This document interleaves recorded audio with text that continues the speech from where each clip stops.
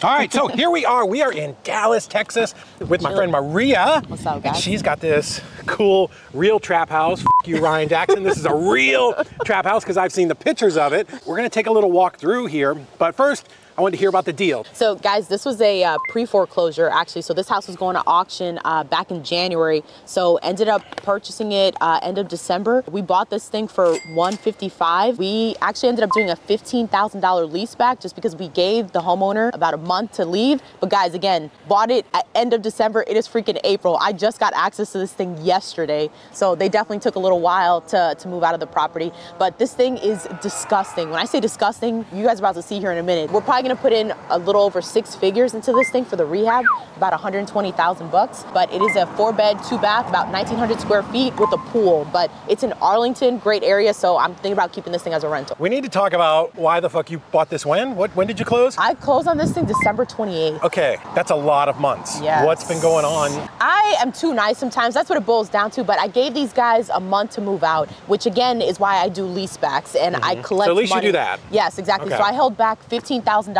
after we Right. closed, and I was basically charging $100 per day after they exceeded the 1 month. So, and the other thing that we've done in our deals is we do bigger holdbacks, way bigger, and it has to be left broom swept clean, which means all your shit out. We're gonna go see what exactly we got here. And so you were given about the numbers. What do you think you're gonna make on this deal, even after holding it for an extra 4 months? You know, it's funny because usually I list a lot of my own properties and stuff like that. So because I do, that's typically where I can make a little bit more. So bare minimum 50 to 60, but I know I could probably make a little bit more. Cool. Tell us a little bit about this neighborhood. This is, so, because I'm from Tennessee and Boston and Florida, so this is a pretty normal, like, blue-collar kind of neighborhood? Yeah, no, blue collar for sure. It's super quiet. Actually, it's funny because the neighbor across the street, every single time he sees me over, he's like, thank God that you bought this place and you guys are updating it. So they're really, really happy that we're going to be So you can see, like, if you pan over here, like this house, good, like, what is it, pride of ownership, right? You can tell people, new roof, you know, the guy keeps his yard clean. This would be a good neighborhood for an investor to start in, right? Oh, yeah, definitely. Relatively safe, low risk. Man, you can tell if the outside is any impression of what the inside looks like. You see all that nastiness goop. So what's your plan for all that? You got new retaining wall? Yeah, so I'm thinking about updating all of that stuff. We have so much stuff we got to do. No trash. So we'll see just how bad this is. Brace yourselves. You ready? I'm ready. You ready? You ready? Okay. Oh. All right. I am just not gonna breathe out my nose. So, all right, we got bedroom number 1 over here.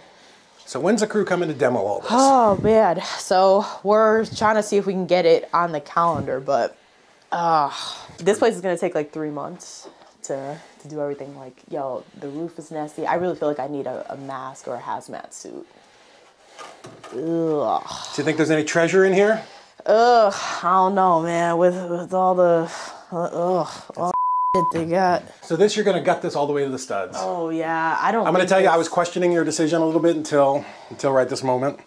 Right now that you see it, like, This is a crawl space, right? This is on a slab, isn't it? My shoes are kind of bouncy. I can't feel it. I believe it is. Think it's a slab? I think so. Ugh. So this is where we talk about, like, as wholesalers and investors, our job is to help people. You know, and these people were probably pretty f***ed. They couldn't sell this on the market. So you look at a house like this where you've got the roof is caving in. This, if I was visiting this house and talking to these sellers, I would explain to them, yeah, the house next door may have sold for $600,000 because that's going to sell to a buyer with a loan, and no bank is they're not gonna lend on this property. It's an unlendable deal. Yeah. So their only option is a cash investor like you to come in and kind of save the day for them. I think this is the worst smelling room in the light house. back here, or? There's no light bulbs, or at least these things don't work. The joists look okay. I mean, you got a little bit of water damage on right there, that OSB. So another reason I would kill all this is they've got such heavy texture. It's a little bit out of date. When our friend Ryan Jackson's talking about trap houses, I gotta be honest with you, this is what I'm expecting, not that bullshit he took us to last time. I'm like, dude, come on, man. And actually what's really crazy is that the homeowner that I bought the house from, he just passed away last week. In the house? Because it smells like it. In the house. So this is your outside wall. Yeah. You might need a roof.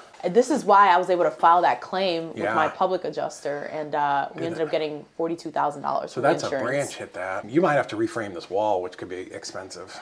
Yeah. Smells like money, as they say. Ugh, right? Oh, man. I didn't check out the pantry before. That was disgusting. Ugh. So how much to open up one of these cans and get a spoon? And, Oh, God. and chow down on some water Lordy. chestnuts. And, oh, look at this. Oh, this is awesome. Look at this. Injectables. What? Oh, God. Oh, yes. 2017. Oh, come on. Okay. These weren't savages that lived here, right? Well, we got washer and dryers. If anyone's looking for a washer dryer, we're selling them. Yeah, dude. Just clean them up. Oh, yeah, there's a room. Right. Oh, there's more. Yes. Whoa.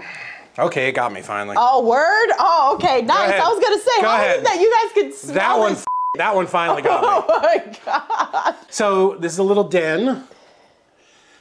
Can't be counted as a bedroom. Why? Because there's no closet. So, but you could very easily add a closet in there and make this an additional bedroom. The requirements for it to be a legal bedroom are that it has to be 77 square foot and it has to have a means of egress. You have to have a way in and out if there's a fire. You missed that. I'm pretty sure this is where a guy Is this where the ghosts are? passed away. Yeah. Do it for the YouTube.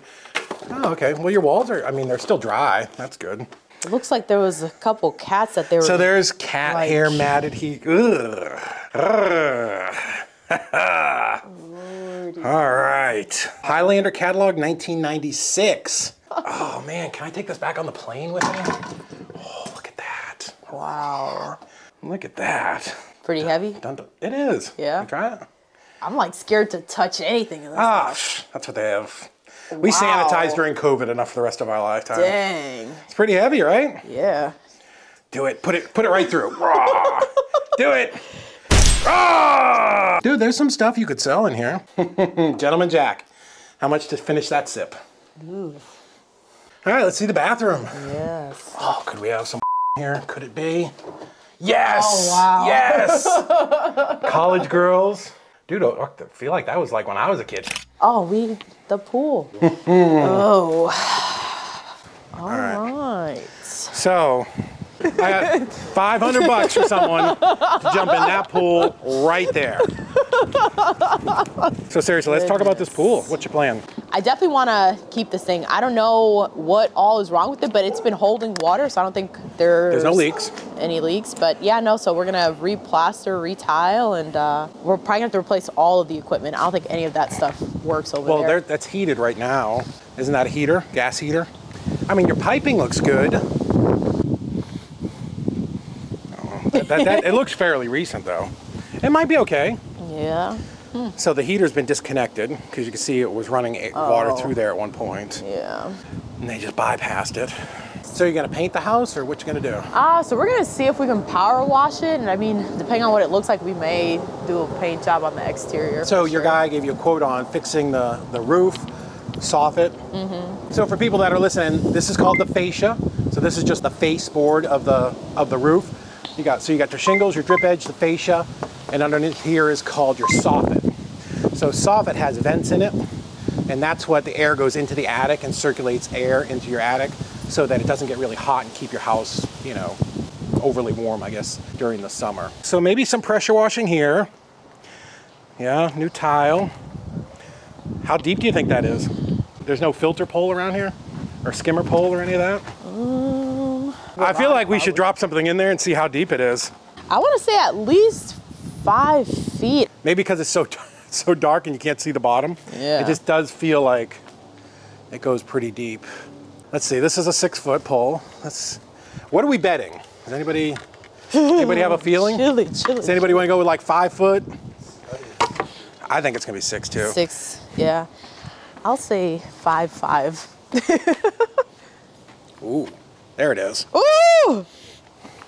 So, if you were in the pool. So I'm 5'6". Yeah, I'm 6'2", so I'm.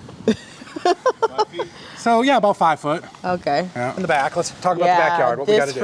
Tree, man. So I had a bunch of guys already come and take out a bunch of the trees on the side and stuff like that there. But yeah, this thing has got to go. It's too much. So yeah, we're just gonna clean this stuff up. I wonder if the kids were like climbing the tree and jumping into the pool. So you're gonna pull out all these ties, probably just spread out the dirt, just try to make it look like something, and call it a day. Yep. There's a road there. Yeah. You might be able to just pop some of these boards off or pop a panel off and back up and get it right through here so you don't have to haul it through the house. Oh, yeah, actually, good point. Of course it is. Done this before. It's a chimney, so you're gonna have to do something with that too, huh? Oh, yeah. So you have quotes to do all this stuff? Yeah, I've had several contractors come through. And are they like, we're gonna live here for the next 6 months? Basically. I think what I would do, I would bring in my own crew, strip this down, strip everything out, then bring those contractors back in and say, now give me a price. Because what happens is, when they're walking through, they're only seeing bad. Yeah. So they're assuming everything's gonna be beyond fucked up. Same reason why a lot of investors passed on this deal, and you didn't, because they came in and were like, holy shit, this is just so much work. So they're gonna assume $100,000, $200,000 rehab budget, when it's really, it's smelly and shit. Once you take the drywall out, get the carpet up and the trash out, it's not gonna be that bad.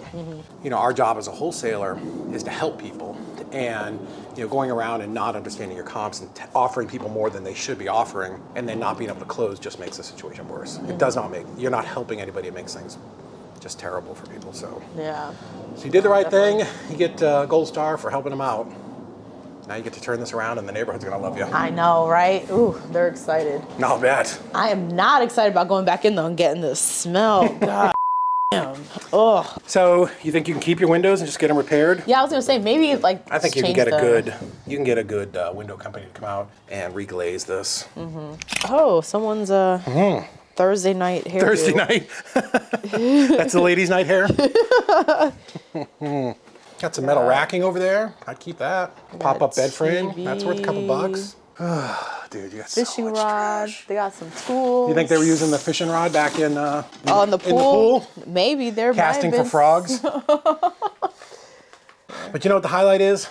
Your fuse panel looks great. I know. I was looking at that. That thing looks awesome. There's some stuff in here if you'd want to fool with it, you know, that you could probably sell. The problem always becomes how much time and energy do you want to put into that. Exactly. Is it worth it for $1,000? Yeah. Yeah, make sure you lock it. You don't want anybody to come in and take anything. I know, right? Well, that's about as bad as they get, I would say. You know? I feel like, yeesh. Feel icky? Yes. Ugh. You got a winner though, I think. Yeah, no, it's not bad. I mean, overall, again, the area's great, neighborhood is awesome. You know, it's gonna need a ton of work, but it'll get there. This is the one you said you thought you were gonna keep? Yeah, I'm pretty sure I'm gonna keep it. Okay. Yeah. So how'd you fund it? I used a hard money lender to fund the deal. So essentially, you know, hard money lenders will fund anywhere from 70, 80% of whatever your purchase price is for homes.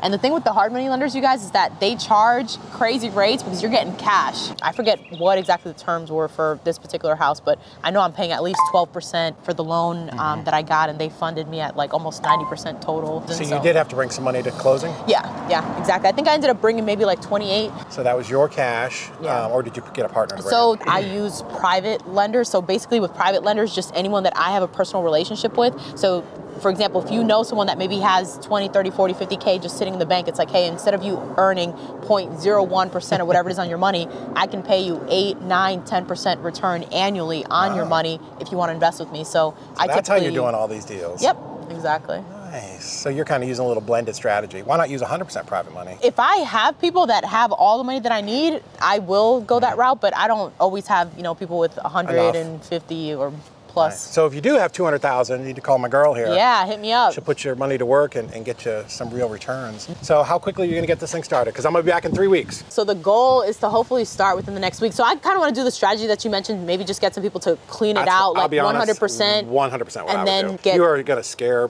you're not going to scare them, but they're going to assume it's worse than it really is. Yeah. You know, and I think you definitely got some things that are fucked. I would like have the roofing guy come in now. Yeah. Like, let's start stripping that off, get the roof fixed, and then get some dumpsters in here. Just get the trash out. Then you can see where you're at, and that's where the real start will be. Overall, it's not too bad, so. It's really not. I mean, we talk a lot of shit walking through there, but once it's all cleaned out, windows are open, you get some fresh air in there, get it down to the studs, I think you'll be good. Yeah. Got a deal. Yay.